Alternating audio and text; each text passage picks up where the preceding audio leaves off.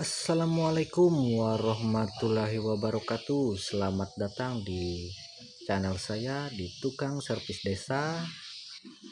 Oke, kali ini saya kedatangan HP Vivo V9 ya.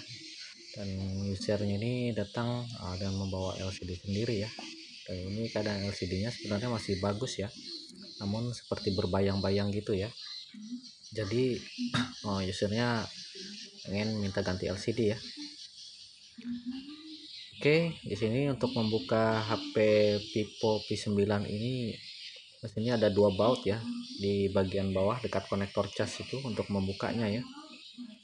Dan di situ menggunakan obeng bintang ya. Jadi kalau baut itu nggak dilepas, nanti tidak bisa dibuka ya untuk backdoor belakangnya. Dan untuk LCD barunya ini sudah dibawa ya oleh usernya. Jadi di sini mintanya ganti LCD aja ya. Dan sepertinya info usernya HP ini sudah pernah ganti LCD ya, dan pernah dibongkar juga. Dan hati-hati juga saat membuka backdoor belakangnya, karena di situ ada fleksibel fingerprint. Takutnya malah mengenai fleksibel fingerprintnya ya. Sisipkan alat bantu pelan-pelan dan jangan terlalu dalam ya, takutnya mengenai fleksibelnya. Dan di sini karena saya ingin mengganti LCD-nya, jadi cukup buka tutup mesin atas ya. Dan sepertinya untuk mesin bawah ini masih belum pernah dibongkar ya sebelumnya. Jadi HP-nya ini sudah pernah ganti LCD, namun karena kayaknya bekas masuk air ya. Karena ada bekas korosi juga terlihat di bagian bawah juga ya. Oke, jadi lanjut untuk lepas tutup mesin, buka baut-bautnya. Dan di sini setelah saya cek kembali sepertinya aman ya untuk bagian yang lainnya, namun hanya minta ganti LCD aja ya. Nah, ini LCD-nya sudah dibawa ya. Jadi sebelum pasang di lem, sebelumnya saya tes dulu untuk LCD barunya. Mudah-mudahan tidak ada masalah ya untuk LCD barunya. Oke, alhamdulillah sudah muncul logo Vivo ya. Ini sambil menunggu ketampilan depan. Oke, tunggu dulu. Nah, ini alhamdulillah sudah mau tampil ya tampilan menu. Dan alhamdulillah LCD-nya normal ya. Tunggu beberapa saat, tes dulu sebelum dipasang ya. Takutnya malah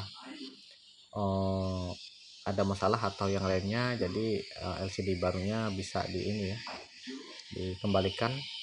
Dan ini kayaknya HP-nya agak lumayan berat ya. Jadi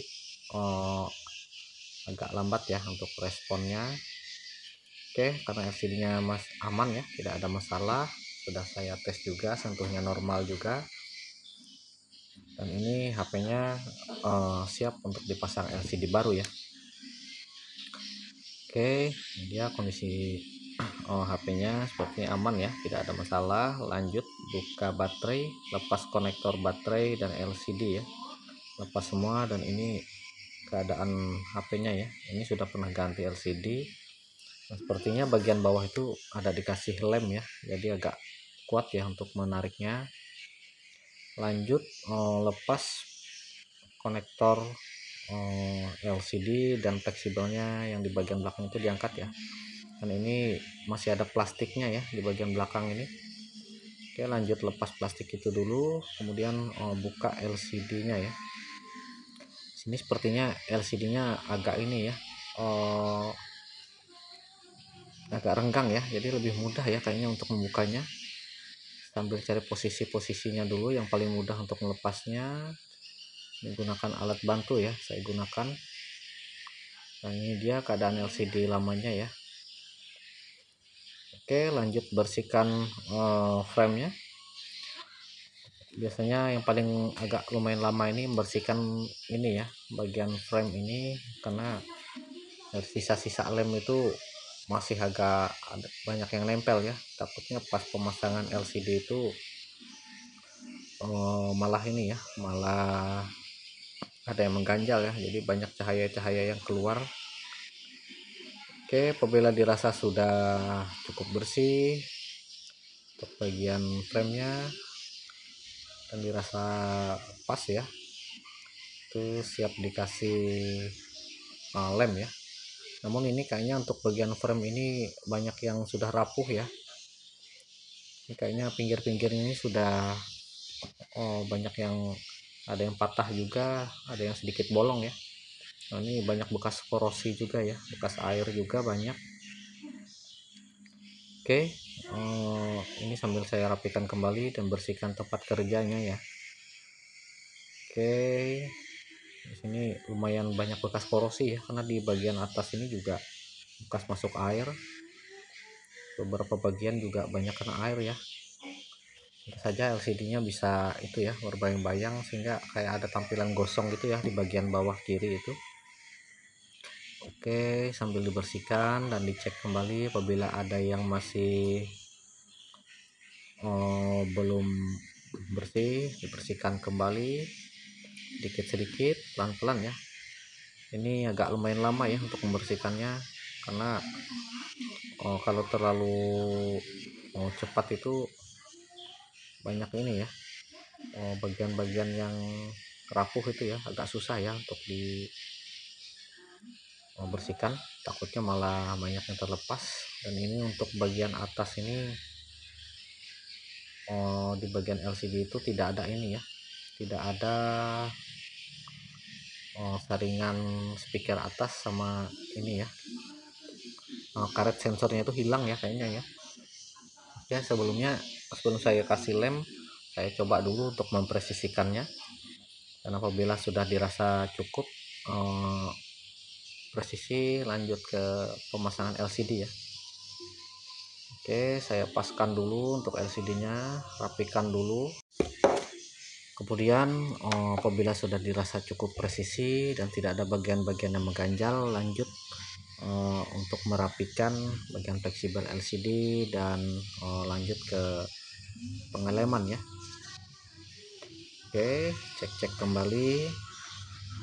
Apabila sudah dirasa pas, rapikan dan siap dilem ya. Kasih lem secukupnya, jangan terlalu banyak dan jangan juga terlalu sedikit ya, yang sedang-sedang saja ya. Kalau terlalu sedikit nanti banyak cahaya yang keluar ya, dan terlalu banyak nanti juga pas pasang lem itu malah kayak ini ya, tidak presisi ya, tidak rapat dan tidak presisi. Oke, kasih lem secukupnya di bagian framenya. Kemudian di bagian atas ini saya kasih sedikit ya, karena itu ada sensor ya, dan bagian dekat kamera itu juga. Dan di sini saya langsung pasang LCD-nya ya, sambil dipaskan juga, sambil dicek-cek kembali, pasang konektor LCD-nya dan rapikan kembali ya. Lanjut pasang baterai dan fleksibel tombolnya ya. Oke, lanjut pasang tutup mesin, kemudian pasang baut-bautnya ya. Ini karena hanya di bagian LCD aja, jadi cukup bagian mesin atas ya yang dilepas, karena ada juga sih yang fleksibel LCD-nya menyatu ya antara mesin atas dan mesin bawah, jadi harus dilepas keduanya ya. Oke, lanjut pasang baut-bautnya. Sambil dicek kembali apabila ada bagian-bagian baut yang belum terisi, disitu bisa saya tambah kembali ya. Oke, alhamdulillah sepertinya sudah pas ya bautnya ya, tidak kurang ya. Tinggal yang terakhir itu untuk fingerprintnya, di situ saya kasih ini dulu ya, isolasi bagian baterai agar tidak lepas ya untuk bagian baterai itu dan tidak mengganjal. Kemudian lanjut pasang backdoornya. Di sini pasang dulu fingerprintnya, kemudian pasang plat penutupnya ya. Lanjut pasang baut platnya dan rapikan kembali ya untuk backdoor belakangnya ya. Tekan pelan-pelan di bagian pinggir saja ya, jangan sampai ke LCD-nya, takutnya malah bikin LCD-nya rusak ya. Sambil dirapikan kembali dan menunggu lem kering, Dan di sini saya coba cas dulu ya. Di sini ada beberapa bagian yang saya beri isolasi karena saya tidak ada karet, jadi saya gunakan isolasi ya untuk menahannya agar agar LCD-nya tidak terangkat ya. Jadi untuk menahan sambil menunggu lemnya kering. Oke, terima kasih yang sudah menyaksikan. Mungkin akan saya akhiri ya. Dan di sini sambil menunggu HP-nya hidup, sambil menunggu lemnya kering, dan